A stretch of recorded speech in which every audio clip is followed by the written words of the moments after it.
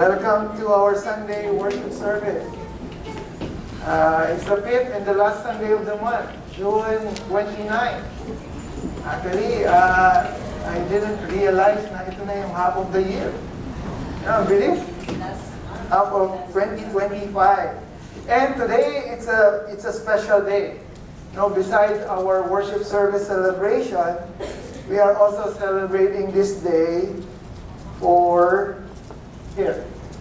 our mga newly graduates, celebrating another milestone or achievement in their lives. So, isa-celebrate natin yan mamaya. And not only for the graduates, but of course, for those hard-working parents, right? Who help our student along the way. So, congratulations to the parents too. Sino sa atin yung mga parents dito? I'm included with that, right? So, congratulations to us. And I would assume that most of the graduates, yung mga graduates natin dito, are all excited and at the same time anxious about their future. Diba? Kasi, and I still remember, during the time when I was still in school, I remember I used to have that kind of feeling too. Diba? There's an uncertainty of what's going to happen, especially for those who are moving to another level, right? And since we are in the spirit of this celebration, those achievements, our theme for today will be aligning more on the subject of motivation. Okay? Actually, I was listening to some inspirational speech during the graduation ceremony ng aking mga kids. And I was inspired to study what the Bible says about it. Some inspirational speech. I heard, unfortunately, and sadly, I heard that some of those speeches, they did not even mention the word or yung mention about God. It's more about self-accomplishment, personal achievement, which is not totally bad. But I firmly believe in that is lacking because I personally think that the true success comes from God. Kasi nung nag-attend ako ng graduation ceremony, I think it's with Mark sa Hamburg, they don't even mention about, yung contribution ng God sa kanilang success. So it's so sad, but and actually that triggers me or that challenged me to study this further. And I hope that our lesson for today will give us inspiration, not only for the graduates, but to all of us, right? On how we could move forward, inspired, motivated, and driven by the Word of God. Okay? Kasi lahat naman tayo, we're still alive. So if you are ready, I would like to invite you all to open your Bible in Titus chapter 3. And we will be reading verse 8 only from chapter 3. We'll use this as our inspirational text, but later we will cover the whole chapter, yung whole chapter 3. Actually, yung letter of Paul to Titus only contains 3 chapters, chapter 1, 2, and 3. But I'll be focusing on the last chapter. So if you are all there, I'd like to invite you all to stand up in giving reverence to the reading of God's Word. Just like what I mentioned, we'll only be reading verse 8. Okay? And you could just simply follow along with me after it's on the board. And this is how it says. This is a trustworthy saying. And I want you to stress this thing so that those who have trusted in God may be careful to devote themselves to doing what is good. These things are excellent and profitable for everyone. Okay, so that's a good verse. Blessings to the reading of God's Word. And please remain standing. Let's come to the Lord in prayer first. Let's come to the Lord in prayer. Our Heavenly Father God, Lord, once again, we are so thankful and we are so grateful, Lord God, for this opportunity that we could celebrate, that we could gather together and fellowship with one another, praising you, worshiping you, Lord God, and thanking you for all the good things that you have done in our life. Lord, we pray that you will be the one to lead us on this message be the deliverer of your word, Lord God. As the prayer of Sister Rhea, use me only, Lord God, as your mouthpiece, as your footstool. And be glorified, Lord God, in our midst, you and you alone. Cover me, Lord God, at the back of your cross, and we entrust everything to you, Lord. This we pray in Jesus' name. Amen. Amen. We now all sit down. By the way, the title of our message for today is What Drives You? Okay? What drives you? Or, ano ba yung nagda-drive sa atin in Tagalog? This is a lesson from the letter of Paul to Titus. Okay? In chapter 3. Sabi ko nga kanina, just like what I've said, the letter of Paul to Titus only contains 3 chapters. And we'll be focusing on the last chapter in chapter 3. And this is the goal. Here's the goal. Okay? The goal is to list down some lesson principle that would help us understand the things that we should consider as our driving force, our motivation, source of inspiration as we pursue our future accomplishment in life. Ano ba sa Tagalog ng motivation? Oh, mga Pilipino kayo. Help me out. Ano sa Tagalog ng motivation? Pursuing. Pursuing. Motivation. Nagbibigay ng push. Inspiration. Tagalog. Inspiration. Well, anyway, I think you understand what motivation is. Actually, that's the big word for us today. Paano ba natin i-motivate yung ating mga sarili? Okay? So that is the idea is to know the things that can motivate or drive us to achieve or accomplish the things that God wants us to accomplish. Okay? And not like what I said a while ago, not only for graduates, but also for everyone. Kasi alam ko, I understand that most of the graduates have this uncertainty in mind, what's going to happen on my next year, right? So, or for those who finish college, on my career, right? So, yung iba sa kanila anxious about it. And I hope with this message, it will motivate us on how we pursue it. So, to start our message today, allow me to share some of the facts that will help us set up the tone of our message for today. Ano ba yung mga facts that we could see in our day-to-day life right now? Number 1, life is a continuous journey. Do you believe that?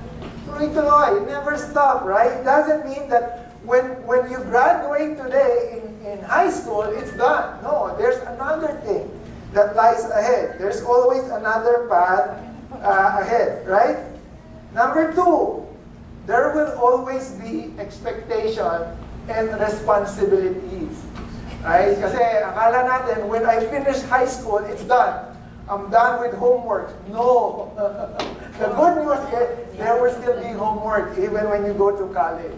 And even if you pass college, when you start working, there will be assignments. There will be tasks, right? So there will always a continuous expectation and responsibilities. And I believe that each one will always face responsibility. And there are times it's going to be hard. And sometimes it's going to be tiring, nakakapagod, right? Sometimes we might tend to just simply surrender or just to stay back and just wait, right? And wait for something to happen. Minsan there are situations where we just simply, you know what, nakakapagod naman ko. Hintayin ko na lang. You want to slack back and just relax, right? Because of so much responsibilities and expectation, right? Another fact that we could see nowadays that there will be many challenges ahead, right? There would be many challenges ahead. In many cases, people will sometimes get weak. Or if not, they are going to get cold with their passion. Minsan, nalalamig, di ba? Especially in church. You know, one good example is when Sunday comes, are we feeling excited? or exhausted? Oh, Sunday na naman. It's another Sunday, right? Minsan may tendency because of our being tired. Are we looking forward or are we feeling the same and just to simply let it pass? Do we feel excited or just being obligated? Diba? If you are feeling obligated why you are here, then I guess you missed the point why you are in church, right? Do we still have the drive to serve? Meron ba tayong ganong passion or urge to serve and to serve the ministry especially, right? So that's a fact. There will be many challenges. And like what I've said, sometimes it would affect even our spiritual life. Another fact is that life is getting difficult. Akala natin na I thought that when I finished school, when I was back in the Philippines, I thought everything would become simple. I could start working, and then I could start saving money, and I could start buying my car and house. It doesn't work that way pala. It's difficult. You have to pass all those challenges ahead. But if we're not going to do anything about it, and just simply do nothing, then life will become much harder. Difficult na nga, pero kung wala tayong gagawin, if we're not going to do anything about it, mas magiging mahirap. And lastly, and this is where I would like to jump from this fact to our point, is everyone is driven by something. Bawat isa sa atin, each one of us have different drive on how we would like to pursue. Some probably are driven or motivated by this and that. But the question is, how about us? What drives you? Ano yung nagbibigay sa inyo ng force to do what you're doing right now? What inspires us to do things we want to do? What motivates us? Ano yung nagmo-motivate sa atin? Magulang, circumstances, we'll find out later. And today, I think this is something that would be nice to discover. Kung ano yung mga magandang motivate.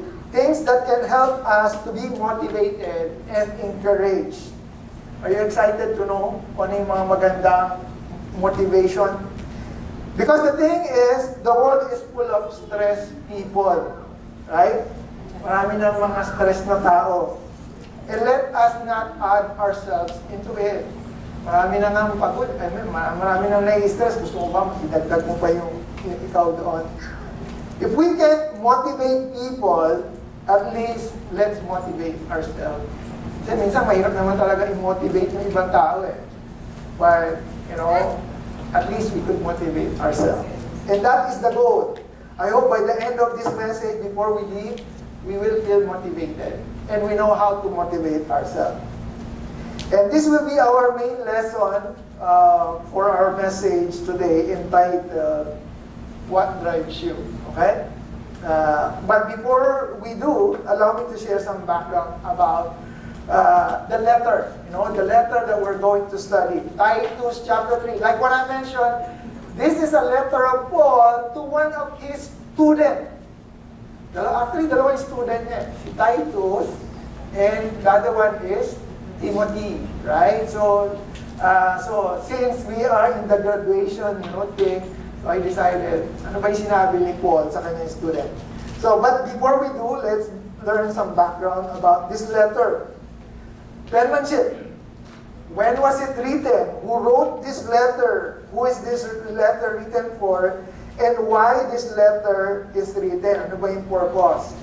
Actually, we could find all the answers to that question in chapter 1, verse 1. Here. There you go. It says there, Paul, a servant of God, an apostle of Jesus Christ, according to the faith of God's elect and the acknowledging of the truth, which is after godliness. So, who is the author? Who is the writer of this letter? It was Paul. Ayun na, sabi niya, Paul, a servant of God. So, he was the writer of this letter. And who is the recipient? It's Titus.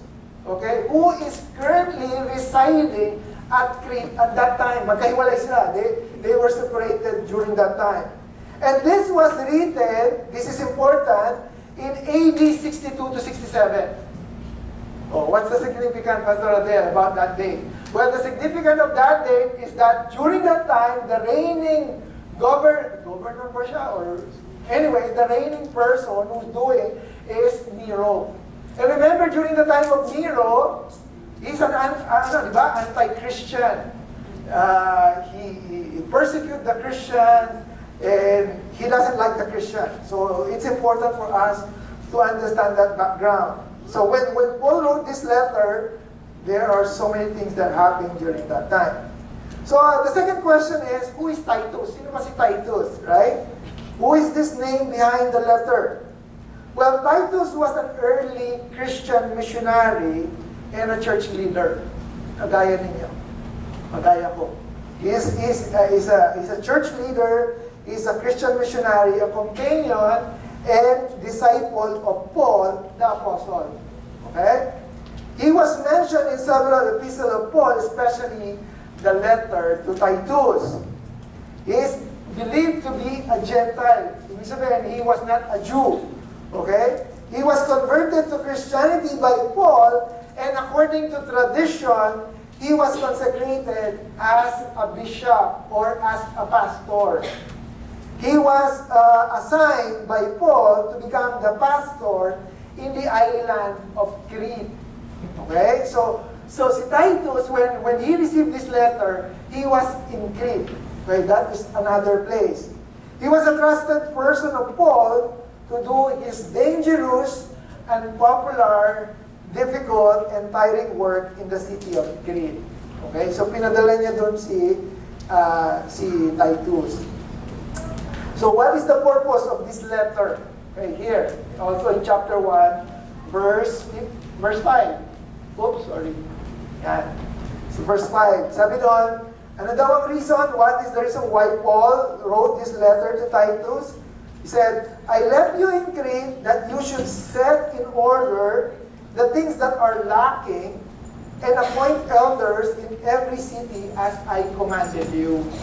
So binigyan niya ng task si Titus na kung saan nandun siya sa Crete. Okay? In short, he was tasked to provide order, structure, and motivation for the people in Crete. So sabi ni Paul, iniwan kita dyan para ayusin mo yung lugar. Okay, magkaroon ng order and i-motivate mo yung mga tao sa church. Crete is one of the largest island in the Mediterranean Sea. You know, Crete had been briefly visited by Paul in a voyage to Rome. And we could find that, the history in Acts chapter 27, verse 7 to 9. Then when Paul returned to his ministry later, he left Titus to continue the work in the island of Crete. So during the time that when Paul was doing a missionary journey, he was with Titus, and then he left Titus in the island of Crete. Sabi niya kay Titus, bahala ka na dyan, ipagpatuloy mo yung ministry. So, and after a while, he wrote to Titus para kamustahin nga. Actually, he wrote this letter to Titus in response to a report that Paul received. So, naka-receive ng report si Paul from the people of Crete, and then that's the reason why he wrote this letter. So, we understand who wrote it, we understand the time, the date, we also understand the purpose and the place. Now, what is the problem? Okay? What is the problem? Because of, like what I've said a while ago, because of the reigning emperor at that time, Nero, there is this historical and cultural past problem here. There we go. Ito daw yung problema ng mga tao during that time. Citizen of Cretans, ang tawag doon sa mga taga-Crete, in general, becomes notorious as being always liars evil, and lazy gluttons. Actually, they are even labeled as a rebellious people in verse 10. Okay? One of Crete's own prophet, ibig sabihin, yung mismong prophet ng Crete, yung kanilang sariling prophet, okay? You know what's a prophet, right? Yung tagapagturo dun sa city nila, yung mismong prophet in their own city commented that Cretans are always liars, evil brutes, and lazy gluttons. So yun ang kanilang description. Yun ang kanilang label sa kanila. Ganun daw yung mga tao dun sa Crete. Okay? And in effect, the believers in Crete with lack leadership and became much suffering. False teachers were taking advantage of the absence of sound doctrine, and the harmony and moral of young congregation were decaying. Okay? And their motivation is getting low. So, do you understand what is happening? Let me picture out this. Noong time na yon, yung kanilang government, masama. And ano nagiging effect pag masama ang government? Yung moral, bumababa. And even the church itself, naapektuhan. Kumbaga sa ano, nai-influensyahan sila. And this is the reason why Paul wrote this letter to Titus. Kasi nabalitaan na ni Paul na yung people inside the church is being affected with what is happening outside. Okay? So that's the reason why he wrote this 3-chapter letter. Okay? So now we understand that was the problem before. How about us now? Kung sila may problema before, paano naman tayo ngayon? Similarly, this is what's happening to us too. People are getting discouraged.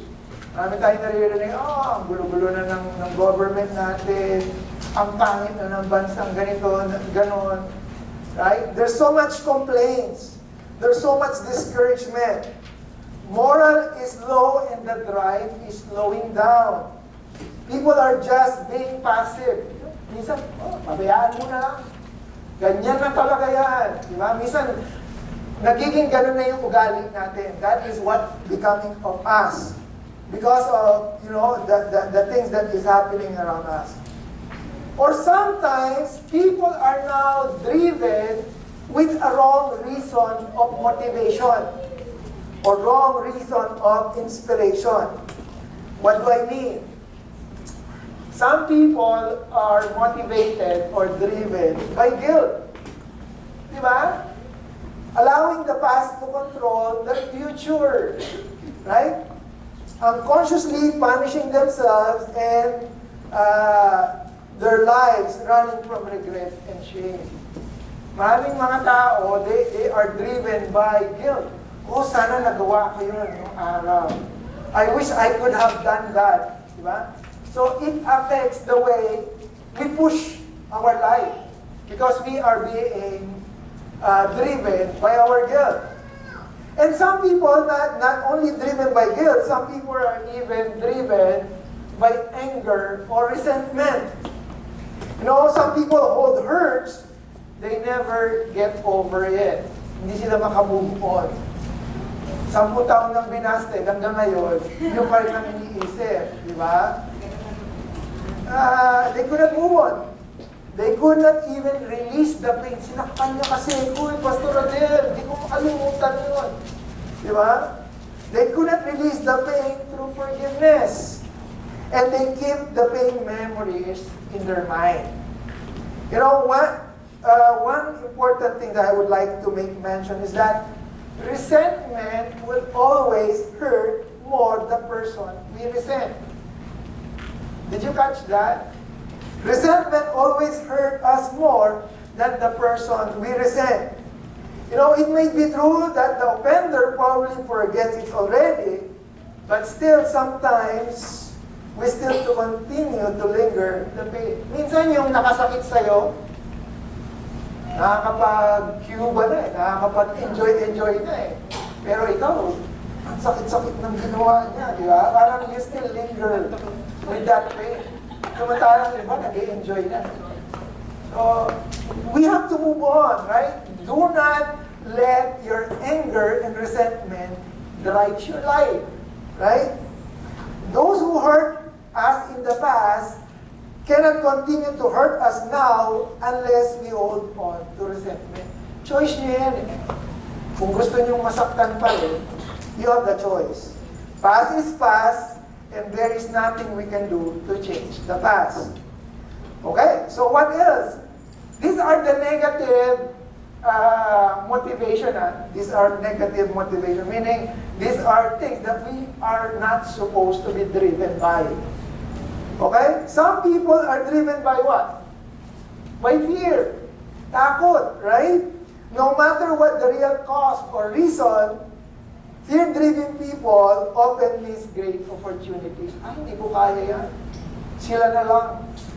So sometimes, because of that fear, hindi naman ako nakapag-aral eh. They miss the opportunity. Right? They are afraid to venture out. They always play safe. And they are avoiding the risk. Of course, I'm not saying that you would always take the risk. But at least calculated risk. Huwag tayong matakot, especially if we're not doing wrong, right? And besides, we could replace fear with faith. What else? Before we jump into our text, because I want you to understand first, the reality that people are driven on. Sabi ko na, guilt, anger, resentment, fear. What else? Some people are motivated by this. Check nyo kung yung katabi nyo, kung motivated nito. Materialism. Right? The goal is always to acquire. There is nothing that he could think of instead of just acquire, accumulate. I want this, I want that, I will buy that, I would buy this, right? So, again, there are some people who are motivated by materialism. They're always wanting more, thinking that more is better, more is happy, more is important, more is secure. But the fact is, possession is always temporary. Hindi mo naman na madadala yan eh, right? We cannot bring that. Self-worth and net worth are not the same. Did you catch that? Yes. Self-worth and net worth are not the same. Our value is not determined by our valuables.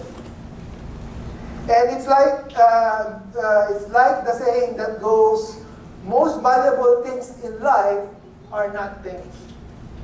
Ito naman, di ba? Basta hindi na, I hope we are not driven by materialism.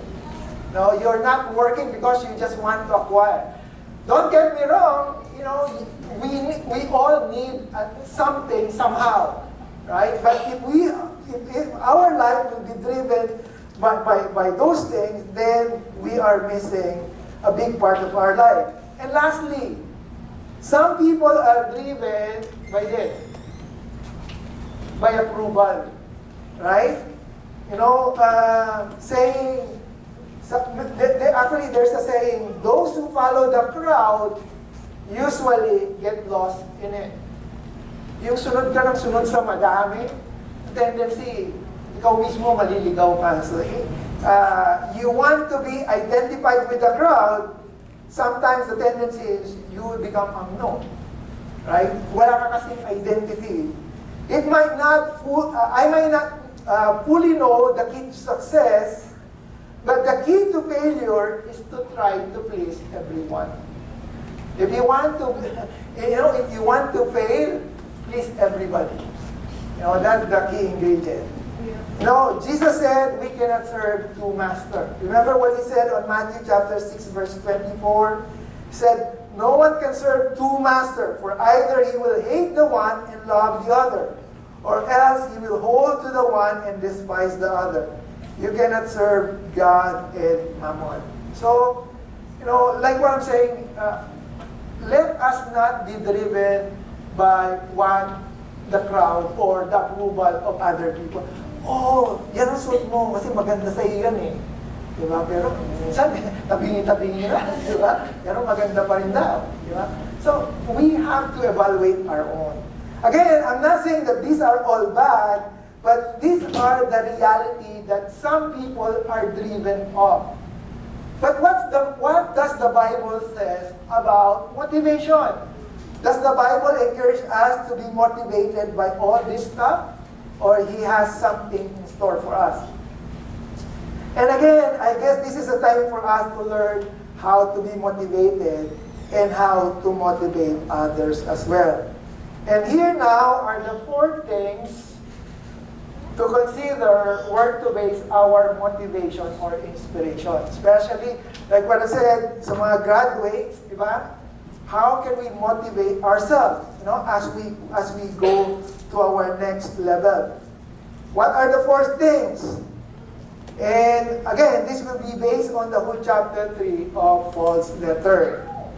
And number 1, we should base our motivation from the will of God. Okay, so let's read verse 1 and 2.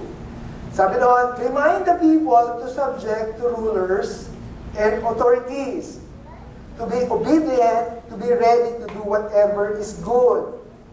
Verse 2, to slander no one, to be peaceable and considerate, and always to be gentle towards everyone. Okay, so there is an instruction from Paul that comes from God to be passed to the people of Crete. And this is where we should base or source our motivation. Number 1 is the will of God. What is the will of God, by the way? Here. And sabi sa verse 1, regarding to rulers, sabi doon, remind the people. This is the will of God, to remind the people to subject to rulers and authorities. College graduates, once you pass university or college, you will apply for a job. And then inside the company, there would be rulers. There would be boss, right? So what is the Bible saying? Submit, right? Even in school, you have to submit to your school. Right? And this is the will of God, that we should submit to rulers.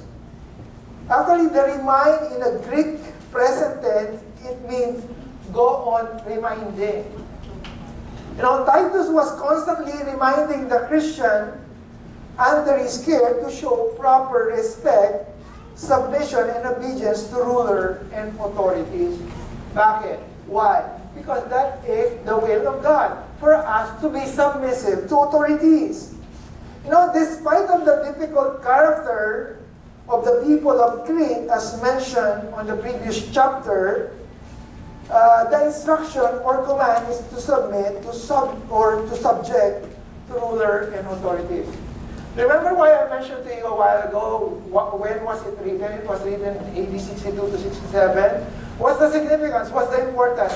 During that time, the government is under Nero.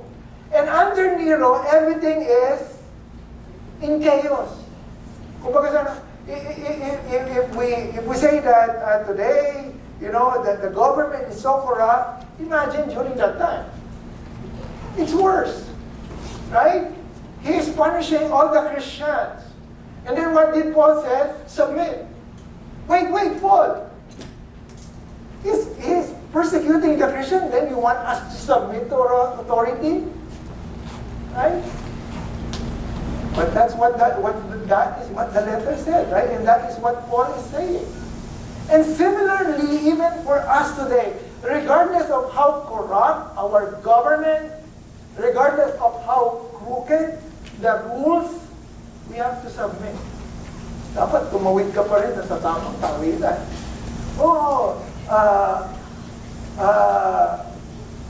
Diyan, pag tumaan ka dyan, yung police, maglalagay ka. Hindi sundin mo pa rin yung rules. It doesn't necessarily mean that they are corrupt, then you will violate the rules. Right? The will of God is that we have to submit to authorities. The emphasis on the word submit here. Sabi doon yan, remind, right? Actually, there is an emphasis on rulers and authorities. Sabi nga, to be subject or to submit. To subject oneself here means to be willing of submission. Okay? It is more to say that we are doing this not because we are forced or obligated to do so, but more on a willing attitude. When you submit to authority, dapat it's a voluntarily submission. Remember, when Paul says this, he did not say that submit only when government is good, right? He did not say that submit only when there is free of graft and corruption. Nothing is said like that. In fact, like what I said, during this great day, the emperor is the godless Nero. So, just a footnote, that word submission is synonymous to subordination. Okay? But the word subordination, if we are going to further study it, it means an ordered hierarchy. Okay? Yung pagkakasunod-sunod, pagkakasalangsang. No, it does not carry a notion of inferior in value. Hindi ibig sabihin na pagka-subordinate ka, or you are subordinating, you are inferior. That doesn't follow. A perfect example of that is the Lord Jesus Christ.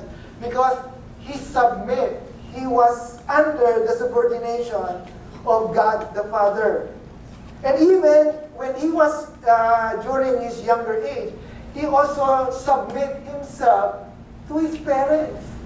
Even though He is higher in terms of, alam naman natin, He is God, right? And His parents are just mere human.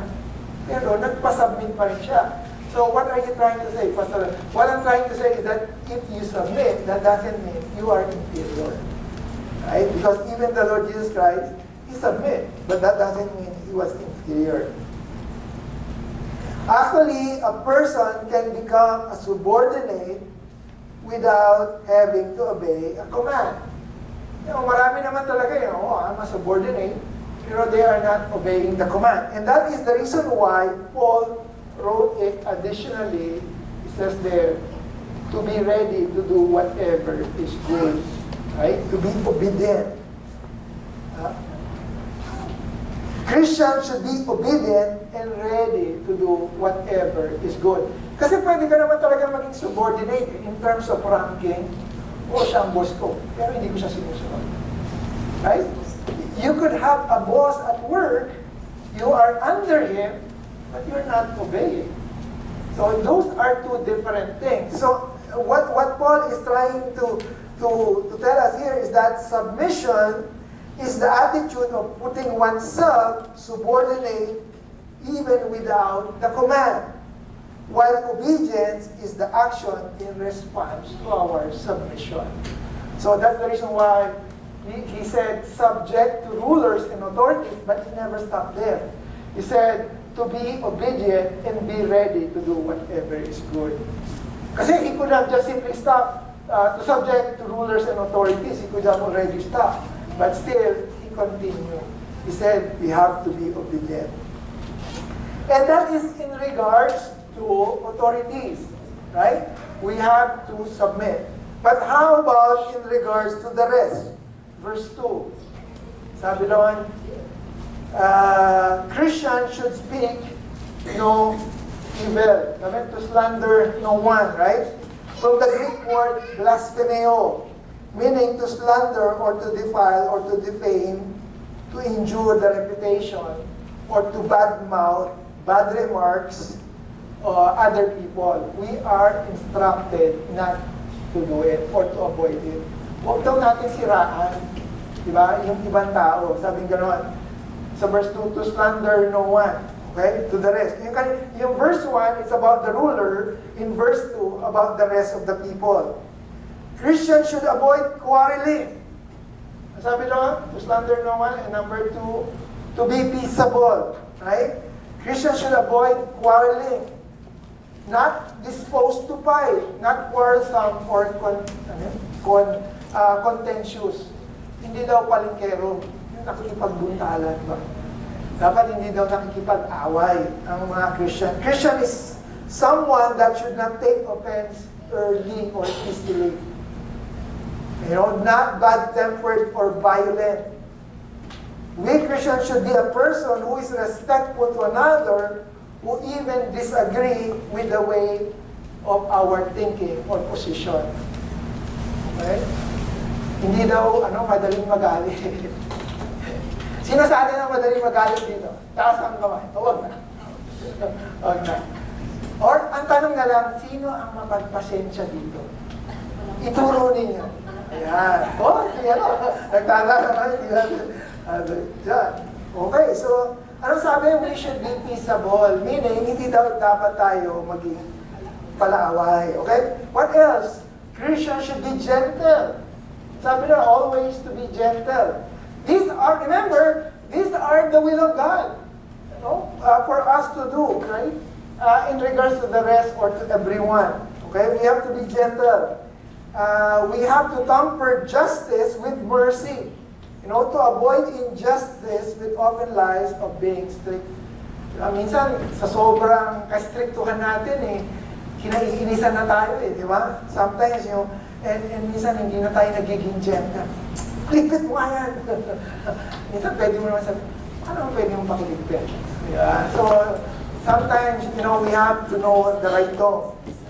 What else? Bilisan ko na lang, konti na lang naman ito Christian needs to be considerate. Yan. Maganda yung word na considerate. What do you mean by considerate? Sa Tagalog, dapat daw, ano sa Tagalog ng considerate? Consideration. English na yan Di ba? Considerate. Sometimes we have the tendency to be struck. To be strictly just. Yeah, even to the point that sometimes we overrun or overstep other as long as we stay our position. Minsan dahil sa gusto nating improve yung tayo yung tama, sometimes to the point na minsan na-overstep na natin yung mga tao. Nawawala na yung pagiging considerate. Right? We have to be considerate because not everyone is perfect. Pagka-perfect ka na, you have all the rights. Right? Remember the passage, gentleness is speaking the truth in love. Diba? Use the gentle lingo, sabi nga nila. Dapat marunong tayong maglambing yung salita. In short, Paul understands that as Christians, our action should be based on the will of God. Right? Sabi, yung action daw natin, yung ating gagawin, it should be based on the will of God. Right? And the first thing we need to know is what are the will of God. If you read the Bible, you will see a lot of will of God. Basahin niyo lang yung makikita niyo na lahat. Paul knows that as Christian, it is the will of God's will for us to be submissive to one another, serving each other and supporting, respecting each other with good works. And this is how we are supposed to operate. We have to be submissive to one another, respecting. In short, the first source of our motivation is through the will of God. And that is to serve, submit, and support one another. Dapat yun daw ang ating maging motivating factor to submit to the will of God. And that is to submit, serve, support one another. Number 2, what should be where should be our motivation be based from? Number 2, besides the will of God, here, the work of God. Okay? Verse 3 to 7. Okay, let's try to extract that verse to understand what we mean by the work of God. Verse 3, this is what he said. At one time, we too were foolish, disobedient, deceived, enslaved by all kinds of passion and pleasure. We live in malice and envy, being hated and hating one another. Okay, yun daw yung kanilang past, sabi ni Paul. But when the kindness of love of God, our Savior, appeared, He saved us not because of righteous things we had done, but because of His mercy. Look at this. He saves us through the washing of the rebirth and renewal of the Holy Spirit, whom He poured out on generously through Jesus Christ our Savior, so that having been justified by His grace, we might become heirs, having the hope of eternal life. Okay, so here, our motivation, our driving force should be based on the work of God. That's what I'm trying to say. With the verse that we have read, we could see here that the next source of motivation that Paul is suggesting will be coming from the Word of God. And we could confirm this in two ways. Number one, our past godlessness. Okay? Sabi ni Paul, at one time, we too were foolish. So basically, Paul is saying, ganito rin kami before eh. You know, look at that word we, right? Paul is trying to sympathize, right? That this is who we are before.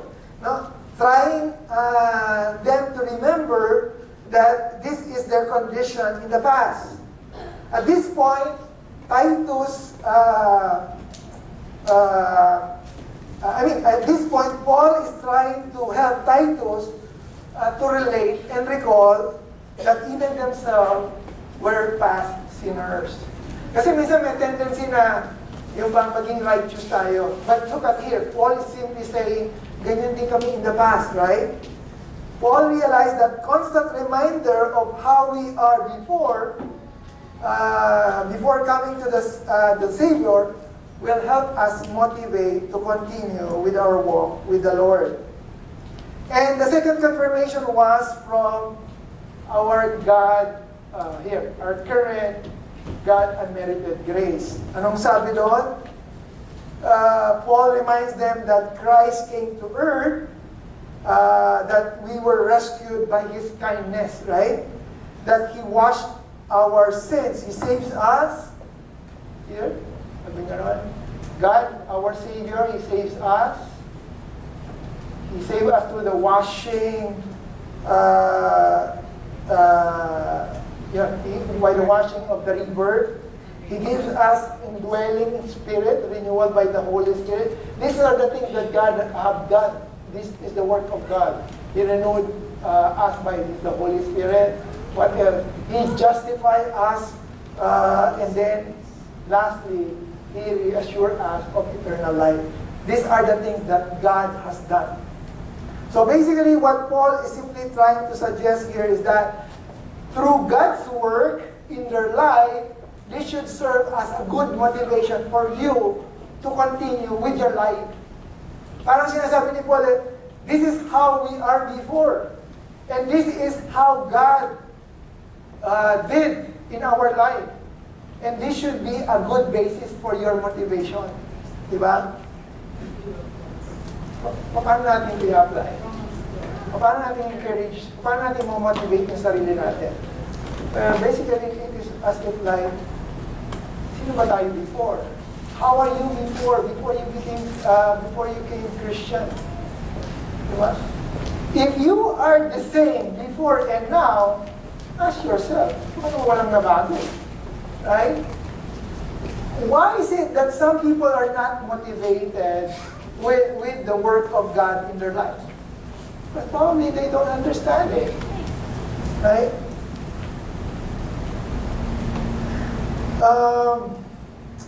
The work of God confirmed by the comparison of our past and present lives and the things that the Lord just did for us is another reason for us to be motivated with our spiritual life. Kumbaga sa Tagalog kung makikita natin yung buhay natin sa nakaraan, isang malaking motivation na to para tayo magpatuloy. Diba? Kung 10 taon ka ng Christian, ngayon ka pababagsak, mahiyahiya ka naman. Diba? Imagine 15 years ka ng Christian, ngayon ka pa magbabackslide. Magkaroon ka naman ng konting dignidad. Diba? God has already changed you. Why go back? Ba't ka ulit? Why would you go back dun sa putikan? I hope you could. To those who are, straight English, pakipaliwanag nyo na sa kanila. Diba? Huwag na tayong bumalik. Basically, this should motivate us to continue. Yung kung paano tayo binago ng Panginoon. Okay, number 3. Apat na lang naman to. Number 3. Where should we base our motivation? Number 3 here. Besides the work of God, number 3 is the warning of God. Okay, let's look at the warning or reminder of God through the letter of Paul. So verse 8, sabi na, actually this is what we have read a while ago. This is a trustworthy saying, and I want you to stress these things so that those who have trusted in God may be careful to devote themselves to doing what is good. Look at this. These things are excellent and profitable for everyone. Okay, so nakita niyo yung stress or degree of how Paul mentioned this. Look at this. Verse 9. But avoid foolish controversies and genealogies and arguments and quarrels about the law, because these are unprofitable and useless. Look at verse 10. Warn a divisive person once and then warn them a second time. After that, have nothing to do with them. You may be sure that such people are warped and sinful. They are self-condemned. So regarding controversial issues, ano sabi ni Paul? Sabi niya ganon, they must be silenced. So just like what he mentioned in verse 1, in chapter 1, verse 11, sabi nga ni Paul, they must be stopped. You know, yung mga controversial issues, yung mga debates, right? Yung mga complaints about this and that, about some people, right? So they must be stopped because they are disrupting the whole household by teaching these things ought not to be taught. And that is for the sake of dishonest gain. Right? Yun ang sabi. Paul is saying that these are some of the things we are not to be taught. They are warned against it. He was saying to avoid it, meaning to literally turn oneself about it. These foolish disputes are simply unprofitable and useless. Things that does not give value. They are nonsense, and their only purpose was to give glory to themselves. Instead, Titus should focus on the simple word of God. Right? Ay, ito yung warning na binibigay ni Paul kay Titus para dun sa mga people ng Crete na huwag kayong masyadong ma-involve dun sa mga controversial issues. Sa panahon nila, But in our case right now, it is as if that let us not focus on those nonsense things because that would only waste your time. Basically, that is what Paul is saying there. Regarding controversial issues, that was on verse 9. But how about regarding controversial individuals? Sabi ganon, individual. Sabi sa verse 10, warn a divisive person. Okay? Once. Sabi nga ganon, instruction, there is an instruction to warn them. And if they did not listen, warn them the second time. And after that, if they still does not listen, ang sabi doon, have nothing to do with them. I-abandon mo na sila, kalimutan mo na, hindi naman kasi nakikinig eh. Matigas ang ulo, di ba? Hindi naman ayaw nilang makinig. So, this is what you have to do to have nothing to do with them. Titus must take measures against those who insist on going their own way. You know, Paul described that their self-will makes them self-condemned. So, importante yung hindi naman ibig sabihin, hindi ka pinakinggan, kinalimutan mo na, kaya pinaalis mo na, di ba? So you have to reassess. You have to evaluate, di ba? Baka naman, meron naman siyang point. So you have to listen. So, basically, this is what Paul is saying. That we should be, that the people of Crete should live according to the warning of God. Diba? May warning kasi. na maging maayos kayo. So dapat yun yung maging pattern ng pamumuhay ninyo. And basically, we're trying to adapt that command in our current lives. That we have to be motivated based on the warning of God. And where can we find the warning of God? Through the Scripture. Diba? Marami namang warning ng Lord. And let's move on to the last point. Okay, so the Word of God, which is the warning of God, that should be our good source of motivation. And lastly, the workers of God.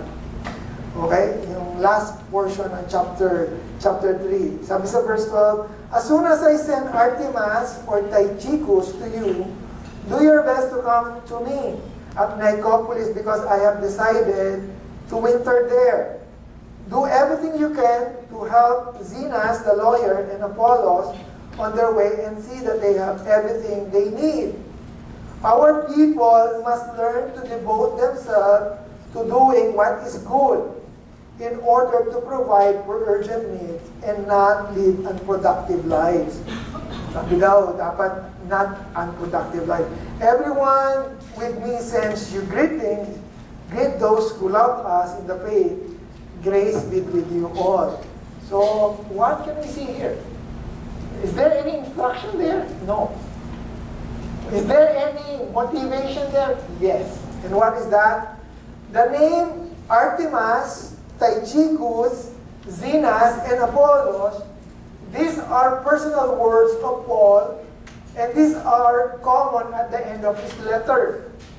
It may seem insignificant, but they are very important. And what is the important? They communicate that Paul was a real man in a real world. Meaning to say, si Paul may kaibigan din pala. Na hindi siya super spiritual na nagsosolo siya. Meron din siyang mga kaibigan. He have also some friends. Right? Paul stated in the concluding verse that the worker of God, here, yeah, the workers of God, we must all learn to devote ourselves in doing what is good and make ourselves useful not only for ourselves, but most especially for others. And that is to inspire. Yun daw ang trabaho natin. We have to inspire others by doing good works, right? So, let's conclude this message. Tapusin na natin itong message na to. The workers of God. So, what are the four motivations? Number one, the will. Number two, the work, right? Number two, the work. The will, the work. Number three, the word or warning. And number four, the workers. So, 4 W's, okay? Yun ang magbibigay ng motivation sa atin on how we can continue our journey in life. So, let me move now to my application and challenge. And this is what I was trying to say a while ago. You know, difficulties in life are inevitable and compounded especially when there are surrounding problems within reach. You know, the letter that we just studied this afternoon teaches us that the supreme aim of the body of Christ, which is the church, is the preservation of not only the revealed truth about God, but also to safeguard the ethical and moral standard. Yun ang trabaho natin. You know, not only to preserve the Word of God, but also to put it into practice, right? All of us are still in this journey. All of us are still in this journey called life, and we will all face new challenges ahead. Ito naman, di ba? I think pagka wala ng challenges, pagkapatay na tayo. But how can we accomplish this if we are not motivated? Mapapagod lang tayo. We therefore, as either leaders or workers of Christ, must and should exemplify in our God-given lifestyle. We need to remember that God's will, God's word of warning, and God's worker are always intended to direct our path to promote Christ-likeness in our lives. And here's the challenge. I hope that through this message, we are not only motivated, but we are ready to motivate others as well. To the graduates, happy graduation to all of you. And to the parents, congratulations. Job well done. So let's come to the Lord in prayer. Our Heavenly Father God, Lord, once again, we would like to thank you for this time, for you, Lord, giving us a glimpse of how we could inspire and how we could motivate not only ourselves but others as well, especially as we move to the next chapter of our life, especially for the graduates.